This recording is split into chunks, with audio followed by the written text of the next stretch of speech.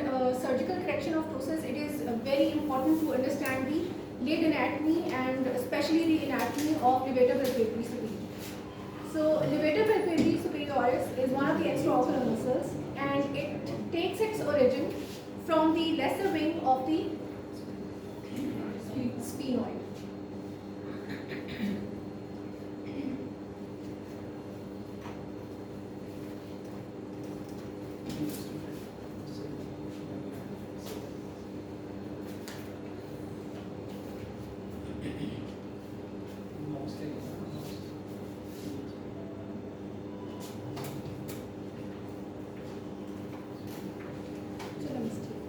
So it takes its origin from the lesser wing of the sphenoid, just above the optic foramen.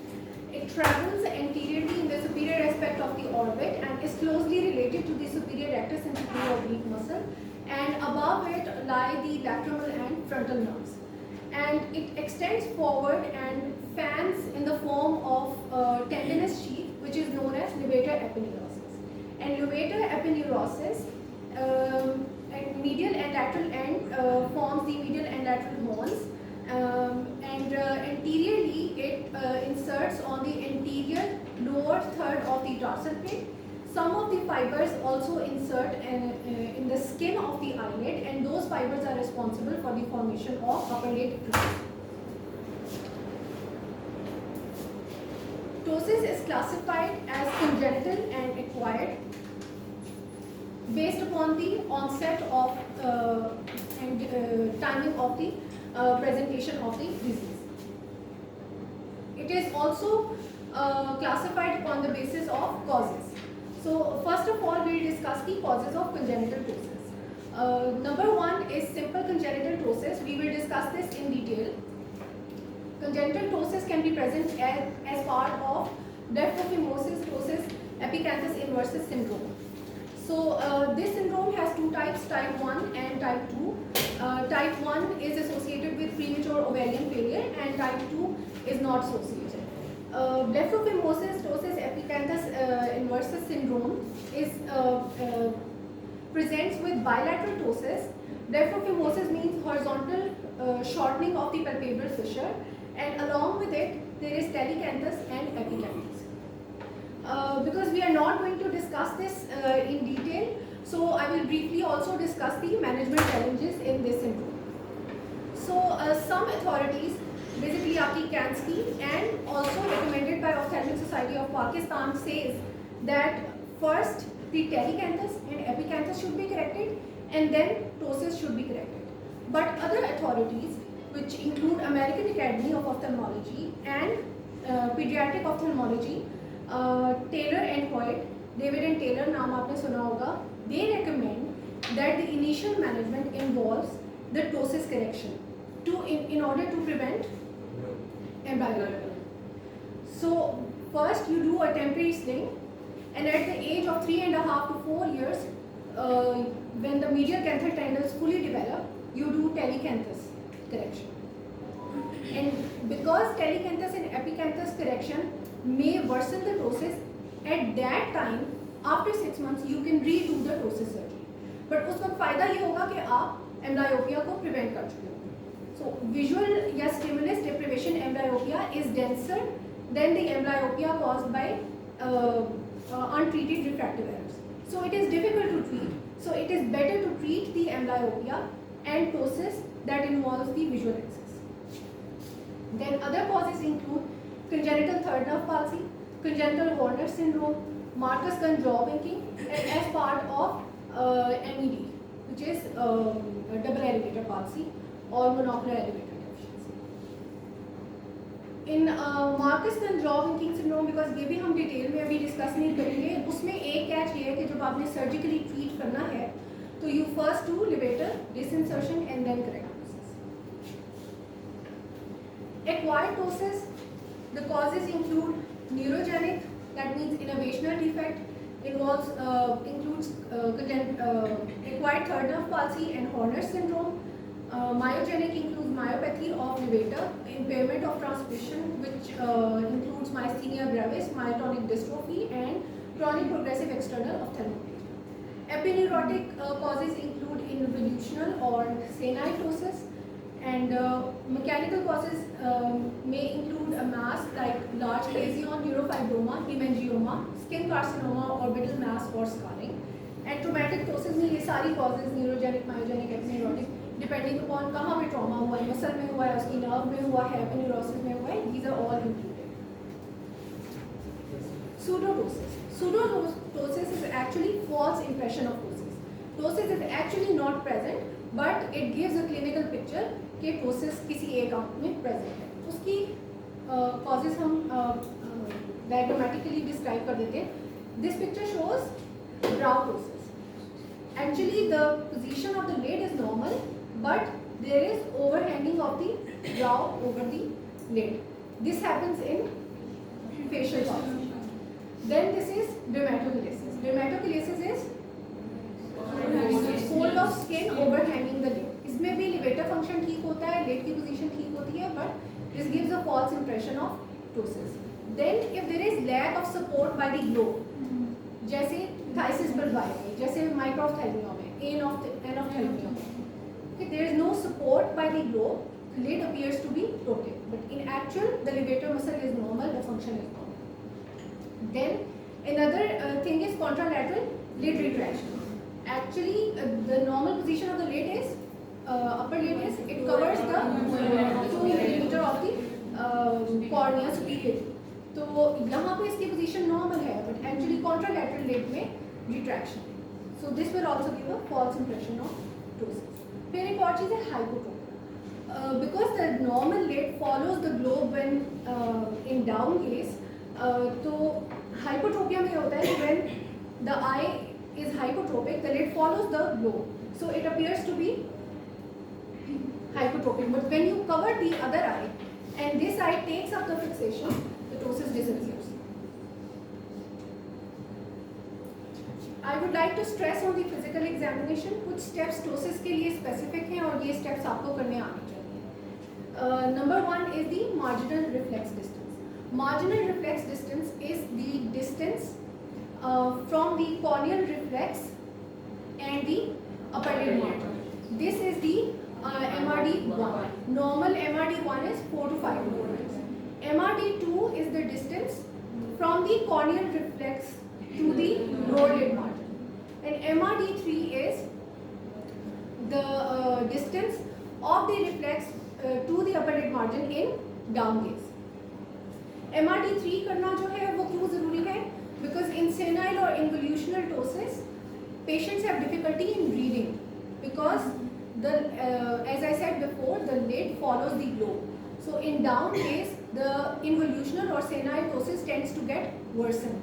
तो functional visual disability को examine करने के लिए ज़रूरी है कि आप MRD3 भी करें. The sum of MRD1 and 2 should be equal to the total palpebral fissure height. ठीक है, यहाँ पे MRD 0 है, इधर 1 है, यहाँ 2 है, इधर 3 to 4.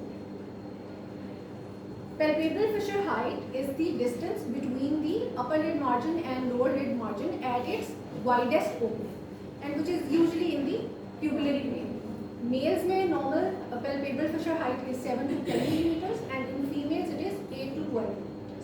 ये जो ptosis की हम grading करते हैं mild, moderate, severe, this depends upon the palpebral fissure height when you compare the ptotic eye to the palpebral fissure height of the normal eye. 2 millimeter का difference is mild, 3 millimeter is moderate, and 4 millimeter is severe. ये आप MRD की basis पे नहीं mild, moderate, severe, you decide on the basis of comparison between the two palpebral fissure heights. Okay, the most important is the levator function. This will help you decide the treatment plan.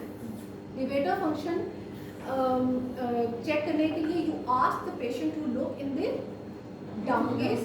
You take it as 0.0, and then you eliminate the action of frontalis muscle by using your thumb and pressing the brow and asking the patient to look in the up gaze, and then you measure the lid excursion. There is Burke's method of assessing the levator function. 15 millimeter is normal, 8 millimeter or more is good, 5 to 7 millimeter is fair, and 4 millimeter or less is poor. Upper lid crease. I would stress on this because some people confuse upper lid crease with pretarsal show. Upper lid crease is the distance from the upper lid margin to the lid crease, and pretarsal show in the down gaze, and pretarsal show is the same distance in the primary position.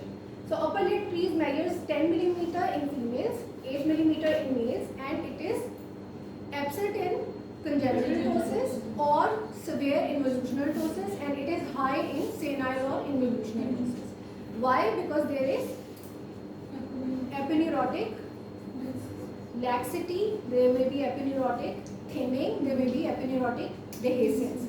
इतनी ज़्यादा thinning हो जाती है बाजू कि when you shine a torch on the lid, you can see the iris through the lid because epineurosis की thinning हो जाती है.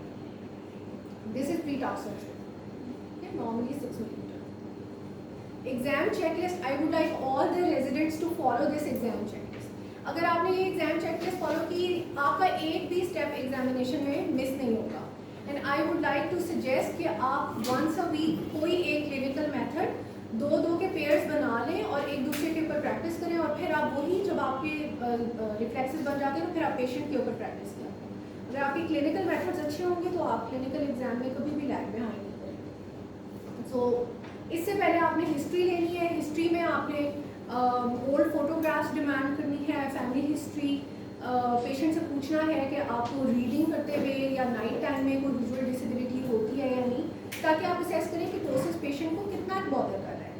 एग्जाम चेकलिस्ट में सबसे पहले इंट्रोडक्शन है, इन्फॉर्म कॉन्सेप्ट है, इंस्पेक्ट फॉर सर्वाइकल स्वेलिंग और scar mark, facial asymmetry, head posture and chin elevation, frontalis over action, excessive swelling, vision, gross visual acuity and Snellen visual acuity आपने check करनी है.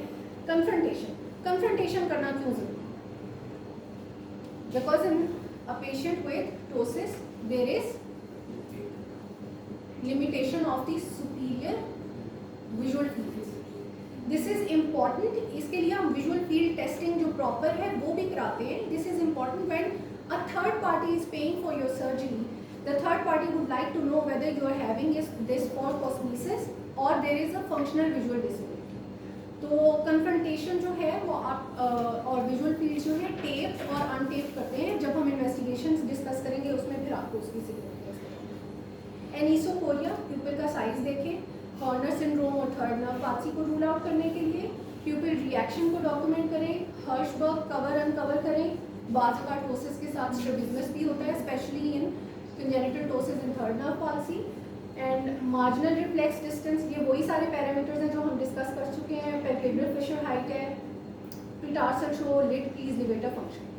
lag of thalamus check करना बहुत जरूरी है. lag of thalamus is usually present in congenital ptosis.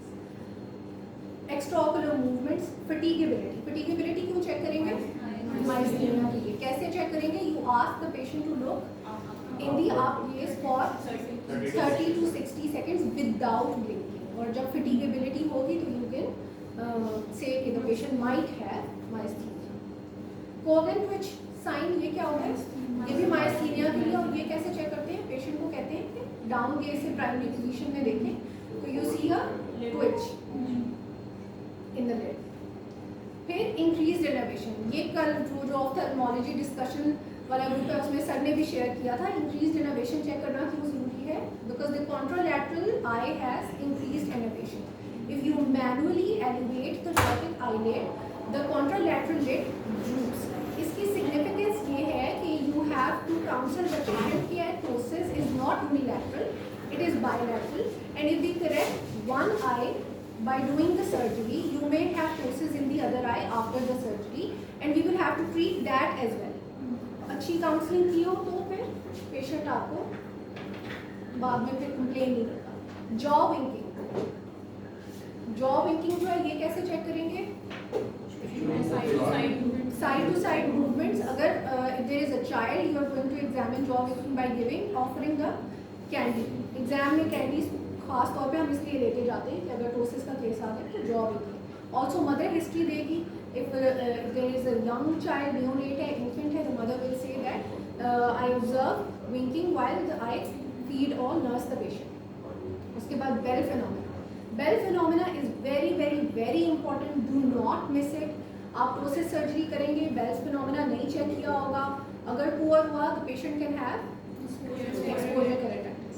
Bell phenomena कैसे check करते हैं? कैसे? Ask the patient to close the eyelids Very tightly, हाँ. and then you try to, and you say कि हम खोलने की कोशिश करेंगे, Yes. आपको खोलने की. आपने अपने थम्स जो है वो दोनों आईलेट पे रखने हैं and ask the patient to close and you observe the movement of the eye ball. Bell phenomena की कोई ग्रेडिंग है? You grade it as mild, moderate and severe. ठीक है. नॉर्मल तब होता है when 2/3 of the cornea disappears under the upper lid. ठीक है. माइल्ड टू मॉडरेट तब होता है, मॉडरेट तब होता है जब half of the cornea disappears, and moderate mild होता है जब only 1/3 of the cornea, and that is a poor form. Sorry, I think I'm telling in the reverse order. ठीक है. normal तब होता है जब 2/3 of the cornea जो है वो disappear होता है, and if it gives no response तो इसका मतलब है कि Bell's phenomena absent है. टीयर फिल्म देखें, स्लिट लैम्प एग्जामिनेशन पे लिड अवर्ट करें. लिड अवर्ट करना ज़रूरी क्यों है? टू रूल आउट अ मास, या फिर if the patient has vernal keratoconjunctivitis and you miss giant papilla, तो उसके लिए lid avert करना बहुत जरूरी है. Ice pack test again we do it for myasthenia. इसका तरीका क्या है? You take an ice pack, you place it for 3 minutes, okay, and then you observe whether there is an improvement in the cases or not. Corneal sensation check करना जरूरी है. anterior segment examine करें कि साथ कोई कोलोबोमास तो नहीं है. फंडस एग्जामिन करें कि अगर कंजेनिटल टोसिस का पेशेंट है उसके साथ उसको टिल्टेड डिस्क या कंजेनिटल एनॉमलस डिस्क तो नहीं है. रेटिनोस्कोपी करें because it is necessary to rule out refractive errors and give amblyopia therapy. और सिस्टेमिक रिव्यू, पेशेंट से पूछें to rule out myotonic dystrophy, fatigue की हिस्ट्री लें, डिप्लोपिया की हिस्ट्री लें, डिस्पेजिया डिस्निया की हिस्ट्री लें. Investigation visual field testing. Taped और अनटेप्ड डॉक्यूमेंट करना क्यों ज़रूरी है? When you do a taped examination, यानी कि आपने साइड से लिड को एलिवेट करके विजुअल फील्ड्स की हैं, अगर वो विजुअल फील्ड नॉर्मल है और अनटेप्ड विजुअल फील्ड एबनॉर्मल है तो you can tell the third party payers that we are doing the surgery for functional visual disability, not only for prosthesis. तो उनकी पेमेंट की जो है वो चेंज हो जाते हैं protocol. Pharmacological test for Horner syndrome में फर्स्ट, सेकंड और थर्ड ऑर्डर न्यूरॉन को डिफरेंशिएट करने के लिए आपकी न्यूरोऑफ्थल्मोलॉजी वाले सेक्शन में लिखे हुए हैं. I am not going to discuss them in detail. एक टेस्ट इंपॉर्टेंट है which is relevant to ptosis, वो ये कि 2.5% फिनाइलेफ्रिन इंस्टिल करने के बाद if there is an improvement in the ptosis, that means that patient has not myasthenia, Horner syndrome. उसकी Muller muscle जो है उसकी सिंपैथेटिक सप्लाई जो है वो कॉम्प्रोमाइज है. एड्रोफोनियम टेस्ट या टेंसिलोन टेस्ट आजकल नहीं करते, लेकिन इसका तरीका आपको पता होना चाहिए. एट्रोपिन आपके पास होनी चाहिए अगर आपने एड्रोफोनियम टेस्ट करना है. It is best to involve neuroophthalmologist और neurologist when you do it. और acetylcholine receptor antibody test. Systemic myasthenia 90% of the cases में पॉजिटिव होती है, ऑकुलर माइस्थीनिया में 70% ऑफ द केसेस में positive. Simple congenital ptosis, there is dysgenesis of the levator muscle. Fibrous or adipose tissue is present in the muscle belly instead of the striated muscle fibers. There is diminished ability of the muscle to contract as well as relax. This point is important because जब levator muscle contract करती है तो the lid moves upward. And when it relaxes, it should move downward. तो down gaze में lid lag इस वजह से होता है क्योंकि levator muscle because myogenic है तो relax भी नहीं करती, इसलिए lid lag. This is the main difference between acquired epineuritic ptosis and congenital ptosis. उसमें lid lag नहीं होता, इसमें lid lag होता है. Decreased levator function, lid lag, sometimes lag of thalamus. Amount of levator function indicates the amount of normal muscle tissue. जितना normal tissue present होगा उतना ही अच्छा इसका levator function होगा. Signs, it may be unilateral or bilateral. The lid crease is absent. Lid lag which may worsen after surgery. Superior rectus की weakness, poor Bell's को rule out करें as part of monocular elevation deficiency, chin up, compensatory head posture होता है patients का, और refractive error especially astigmatism leads to amblyopia in most cases rather than ptosis itself. This is very important. Treatment, बहुत छोटा बच्चा है, कोई emergency नहीं है सर्जरी करने की, विजुअल एक्सेस इन्वॉल्व भी हो रहा है, just tape the eyelids. Mother को थोड़ा सा काउंसिल करें कि टेप का एक एंड अपर लिड पे लगाएं, उसको एलिवेट करें और उसके बाद दूसरा एंड जो है वो फोरहेड पे लगाएं. इस तरह you can buy time. Refraction कराएं. सर्जरी सिंपल में you can do frontalis sling. Misdirection syndrome में इंपॉर्टेंट ये है कि पहले you do levator disinsertion and then you correct. Surgery, different types of surgeries are depending upon the levator function. Levator function is good, you do levator resection. Transcutaneous levator advancement कर सकते हैं. तरीका ये है कि step number 1, you excise this skin, you dissect the orbicularis,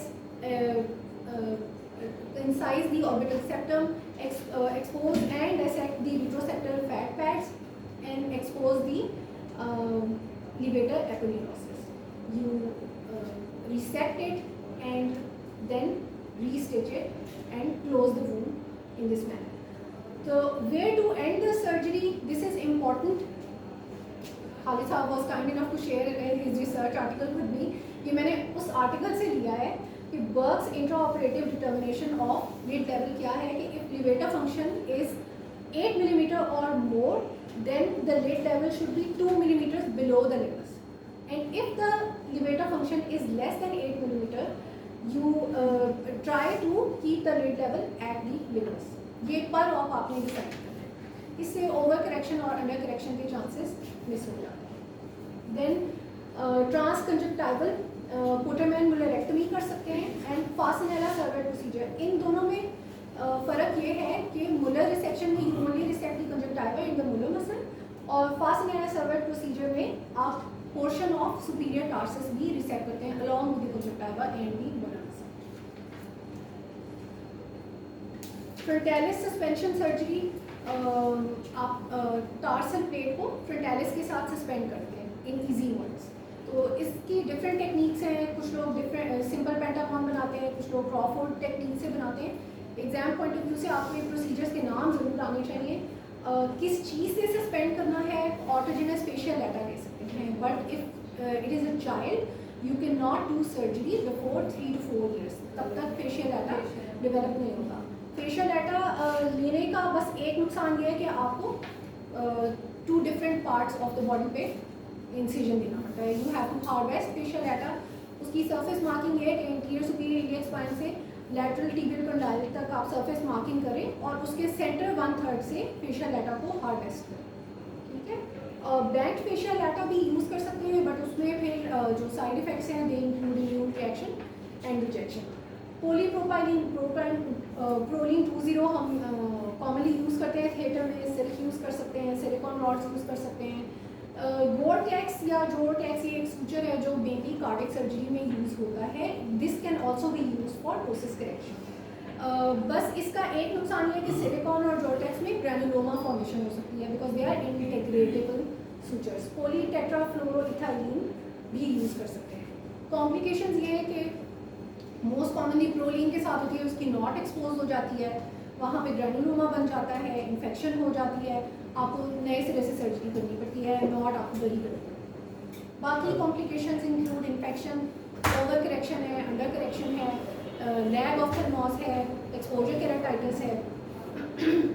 और अगर आपने पेशेंट की सही से काउंसलिंग नहीं की तो फिर आपको इंक्रीज एनर्वेशन वाला प्रॉब्लम जो है वो बॉदर करेगा. Thank you.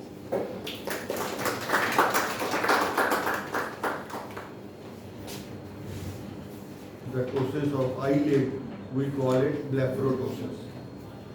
Then, as she has pointed out, the myogenic ptosis, the lid neither contracts properly nor relaxes. So in down gaze, the myogenic ptosis, the lid remains up. So after, let's say, levator resection or sling, The main problem is patient looks down and there is lid left. So this is cosmetically disturbing, but you can't do much. In aponeurotic ptosis, the main problem is while reading because the lid is down in the down gaze. Whenever the patient comes to us with acquired ptosis, we ask for history of variability, whether it is less in the morning and more in the evening. So if history of variability is present, then we ask for fatigability and myasthenia testing is done. As far as the treatment is concerned, in poor levator function, we do frontalis sling. Why we do frontalis sling? Because the levator is not providing the excursion, the required excursion of the lid. So we replace the levator with the bra so that the bra can elevate the lid. 4-5 millimeter, 6 millimeter, the lid can be moved by bra, so we do a frontalis sling. Now this frontalis sling, as she has mentioned, can be done with sutures or fasciolata, and there are other procedures also like flap of the occipitofrontalis. The frontalis flap is brought down and sutured to the tarsal plate.